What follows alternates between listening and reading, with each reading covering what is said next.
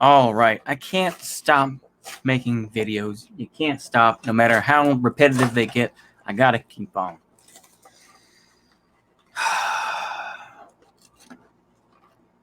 We see the Afghan National Army deserting and joining the Taliban, hiding their identities and everything else.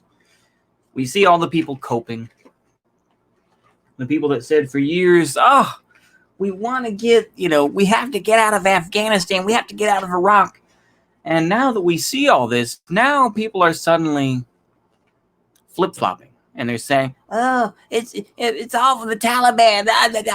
It's like, yeah, we're not defending imperialism, but we saved, gay people and stuff like that in Afghanistan, bro. And it's just like, shut the fuck up. Shut up. Hold on, let me close the door because I'm fitting to get loud. Hold on.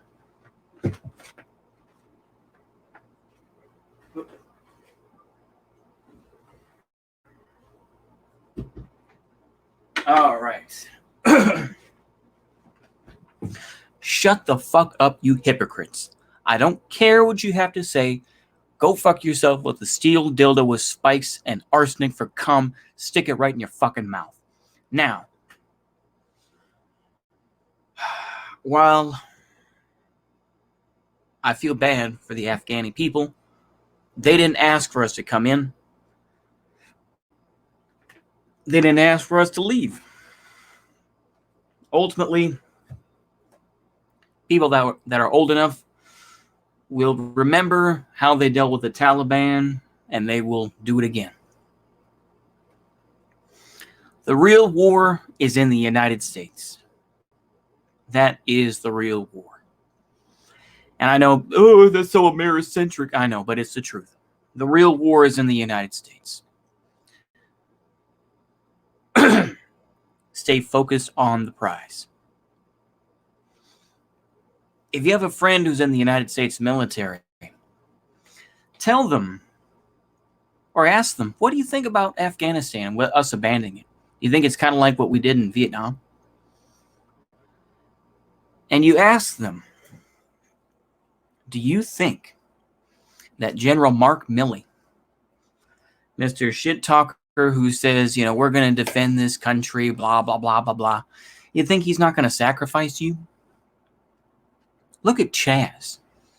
They allowed, is that Mayor Jenny Durkin allowed those folks to stay. They allowed this Capitol Hill autonomous zone, which then became an Occupy protest because of optics. They allowed that to happen. There's another attempted autonomous zone, I think, in North Carolina. Didn't really last that long. Nobody gave a shit. But you have to ask your military friends, ask them the question, remember when your battle buddies in the National Guard were bending the knee or were dancing in front of protesters?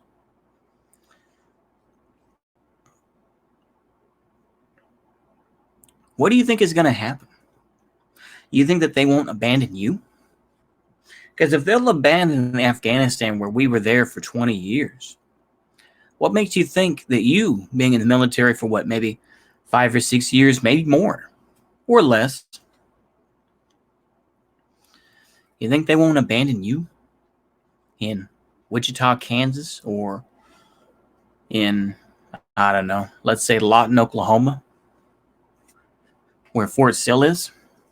You think they wouldn't abandon you and say, that place isn't strategically worth it. It's not strategically valuable. So who cares? This is how it starts, in my opinion. People can cope all day about Afghanistan. Eventually, the virtue signaling will go away, and they'll choose to find something else. Give them another Republican to laugh at, and they'll forget about it. They'll forget about Afghanistan because that's just how people are. It's not just Americans, but Americans are pretty bad at it.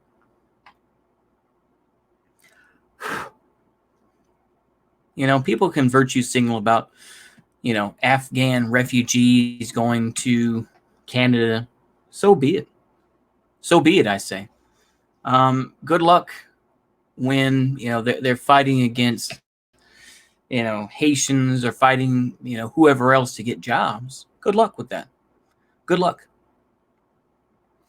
And watch them realize that living in Afghanistan versus living in Canada probably is not going to be the best thing. The fact is this, is that the only real way to handle these issues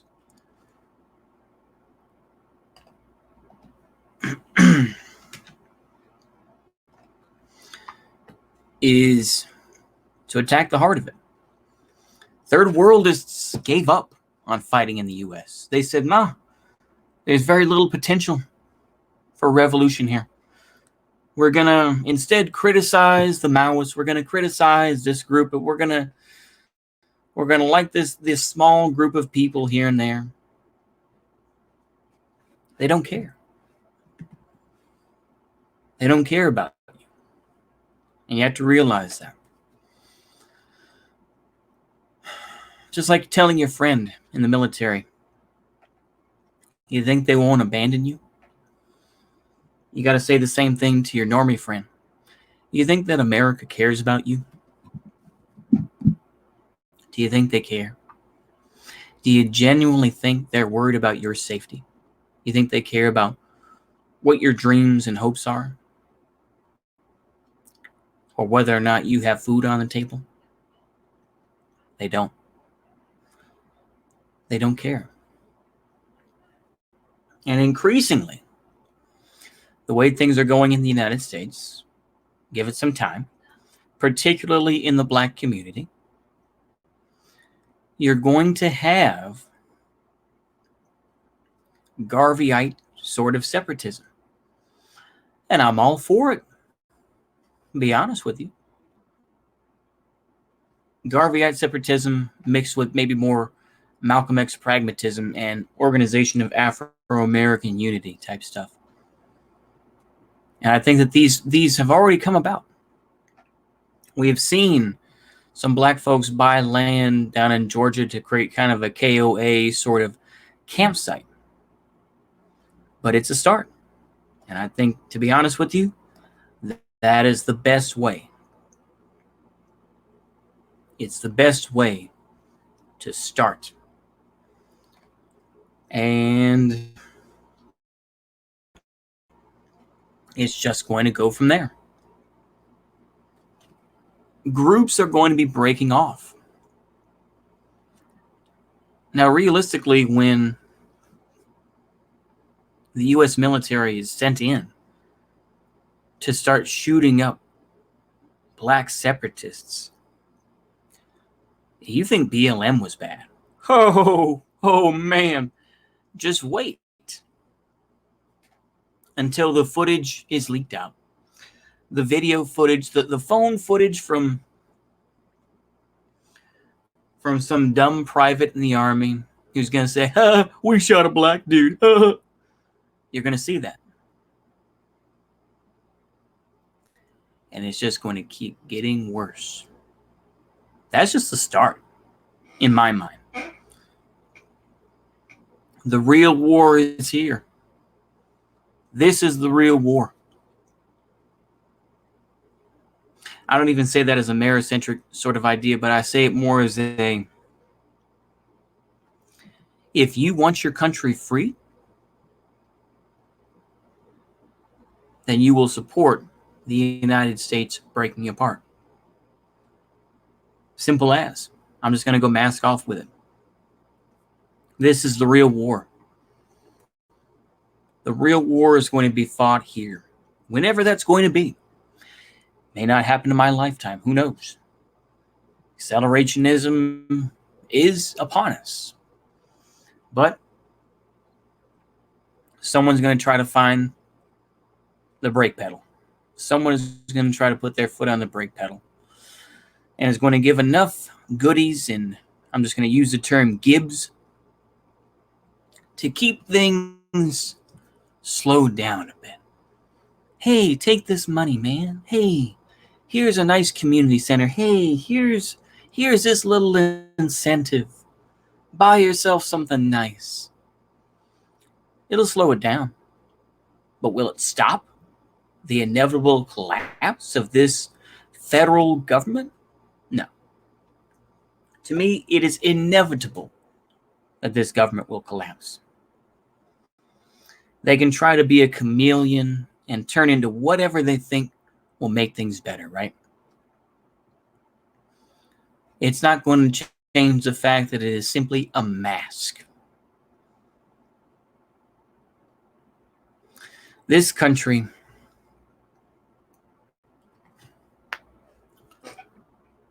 will break apart. It's just a matter of time, in my opinion. It's simply a matter of time, and it's simply a matter of how many stopgaps can you put in. You know, you can go ahead and put as many, sandbags as you want to in front of your house. But the waves are going to keep getting higher. It's just that simple. Keep putting sandbags. You're going to have a sandbag house pretty soon, and it's not going to make a difference. It's that simple. It's just that simple. The waves keep rising. You can go ahead and claim to love the system and all that. The system doesn't love you. The system loves GDP. It loves the appearance of growth. It loves the appearance of higher wages. It loves the appearance of these things. It doesn't care about actual wages. The United States is an economy. It is a business. It is not something that has life in it. And when I say that, I mean the federal government is an entity that tries to change its image and tries to be more accepting now and say that I've read Mao. I've read Mao and everything else like that. I'm white and I want to understand white rage. Well, good for you, fat man. Good for you, you fat general who's going to retire in 4 or 5 years, who's going to be, playing golf pretty soon or whatever, right? Who's going to be working for, I don't know, freaking Lockheed Martin or work for Winchester or whatever company it is. That's good for you. Good for you. We don't have the luxury that you do. We don't. Very few people have the luxury that you do to be able to retire and make, 75% of your paycheck, that 100,000 or 200,000. How much does a general make? How much is a...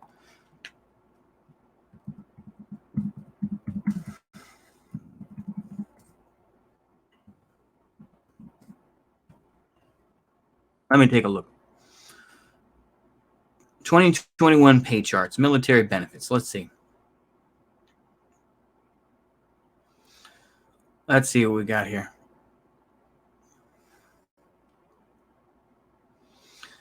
Let's see here. This is grade 2 or less. What is it? 2 or less over 8. What the hell is this? Just tell us the actual fucking... Okay, DFAS. Here we go. Military paid tables and information. Let's see here. Give me a list of the fucking... Okay. List of members. Commissioned officers. Is posted January 2021. Okay, this is hella sus. Hella sus. They got 01, 02, 03, 04, 05, 06, 07, 08, 09. Actually, 08, which is, I believe, I'm going to say colonel.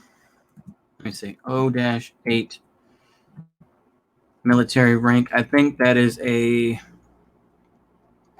major general, so 2 stars. Okay. 2-star in general, they stop. $11,329.50 a month. A month.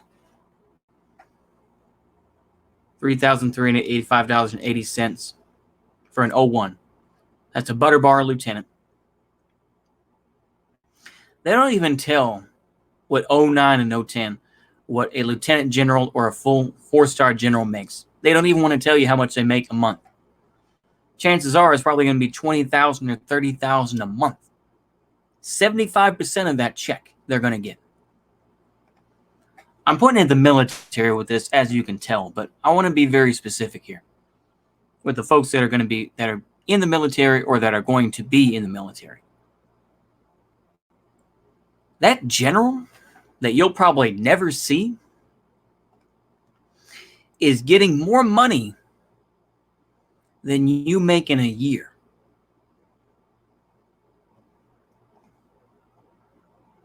Enlisted members. Let's go ahead and see here. Enlisted.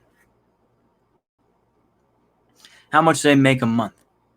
E1, 2 or less, which I assume is just $1,785 a month. E2, $2,000 a month. E3, $2,100 a month. E2 is about what I make right now, roughly. I'm just going to tell you that right now.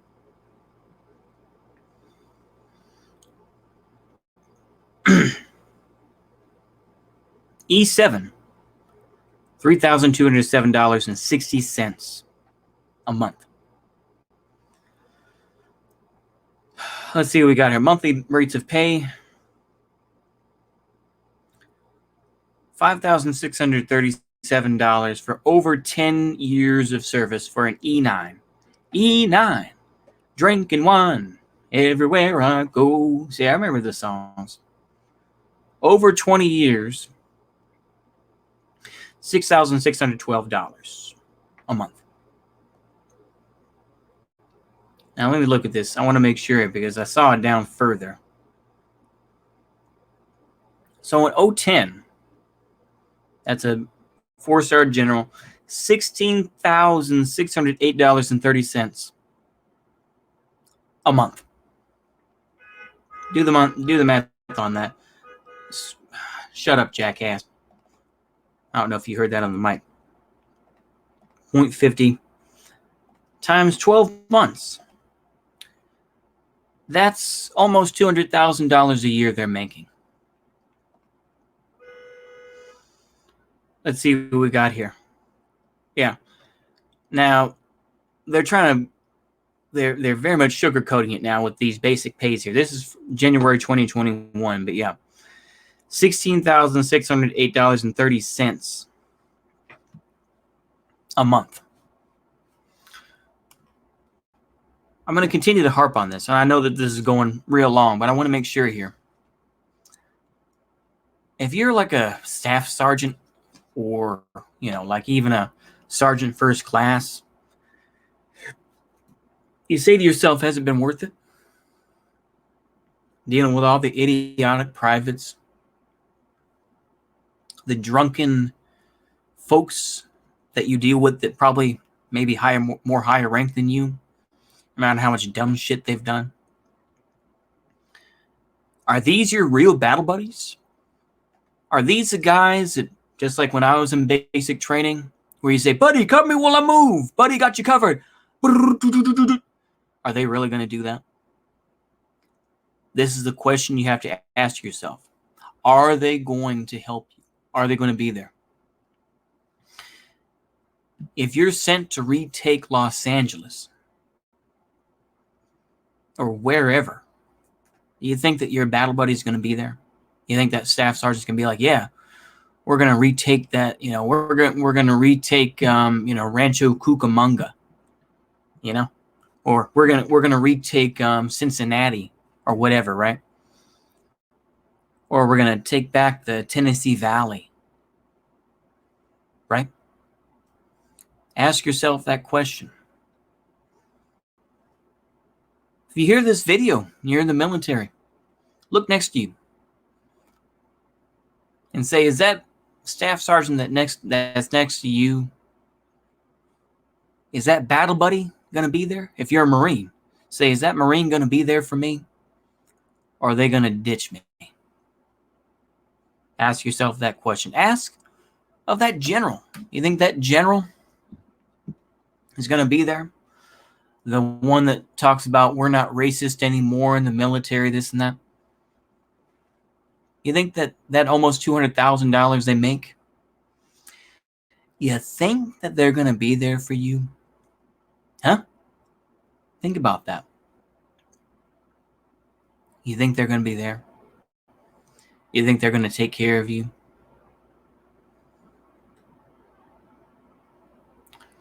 That's all I got to say.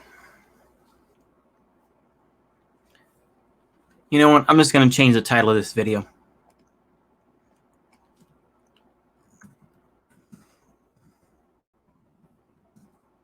Current U.S.